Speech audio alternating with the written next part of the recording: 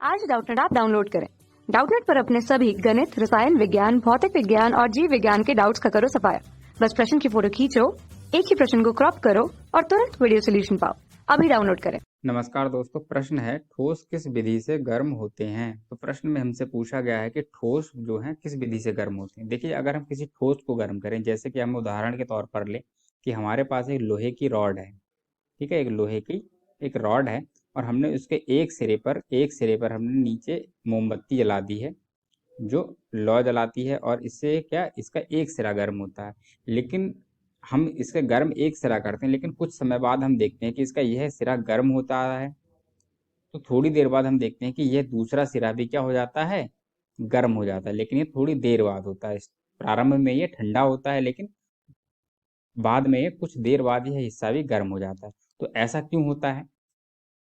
देखिए, ऐसा इसलिए होता है कि हमने जो हिस्सा यहाँ संपर्क में रखा सीधे सीधे ऊष्मा के, वह हिस्सा क्या गर्म हो जाता है।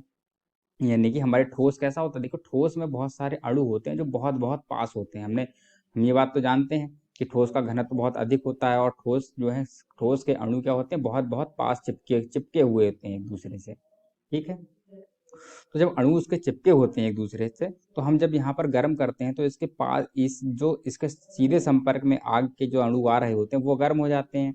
और इन अणुओं के गर्म होने से क्या होता है कि यह अपने पास वाले अणु को ऊष्मा स्थानांतरित कर देते हैं, क्योंकि ये बहुत बिल्कुल पास के चिपके हुए होते हैं, अणु होते हैं एक दूसरे से। जब ये बिल्कुल पास के चिपके हुए अणु होते हैं तो ये अपनी ऊष्मा दूसरे अणुओं को दे देते हैं, अपने पास वालों को। ठीक है, इसी प्रकार से इसमें ऊष्मा क्या है, अपने हर अणु अपने पास वाले अणु को ऊष्मा देते रहता है और ऊष्मा का प्रवाह इस दिशा में होने लगता है धीरे धीरे।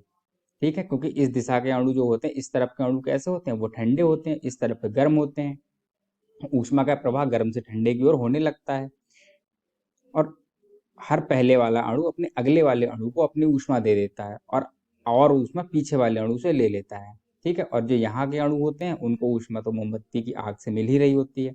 तो इस तरह से धीरे धीरे इसके सभी अणु क्या होते हैं, गर्म होते चले जाते हैं और एक धीरे धीरे एक स्थिति ऐसी आती है कि इसका ये दूसरा सिरा भी कैसा हो जाता है, गर्म हो जाता है। ठीक है, तो जो इस प्रक्रिया से जो ऊष्मा प्रवाहित होती है ठोसों के अंदर, उसको हम कहते हैं चालन कहते हैं। क्या, कौन सी प्रक्रिया बोलते हैं उसे?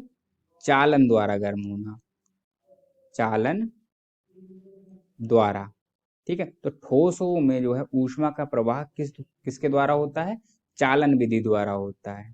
ठीक है, तो चालन विधि हमने समझ ली कैसी होती है कि प्रत्येक अणु गर्म होकर अपने अगले वाले पड़ोसी अणु को ऊष्मा दे देता है। तो इस तरह से ऊष्मा का संचरण जो है पूरे ठोस में हो जाता है और पूरा ठोस जो है गर्म हो जाता है। तो किस विधि द्वारा होता है? चालन द्वारा होता है। तो यह हमारा उत्तर हो गया। धन्यवाद। कक्षा 6 से 12वीं से लेकर नीट, IIT, JEE वो एडवांस के लेवल तक 1 करोड़ से ज्यादा छात्रों का भरोसा। आज ही डाउनलोड करें डाउटनेट ऐप या व्हाट्सएप करें अपने सारे डाउट्स 8400 400 400 पर।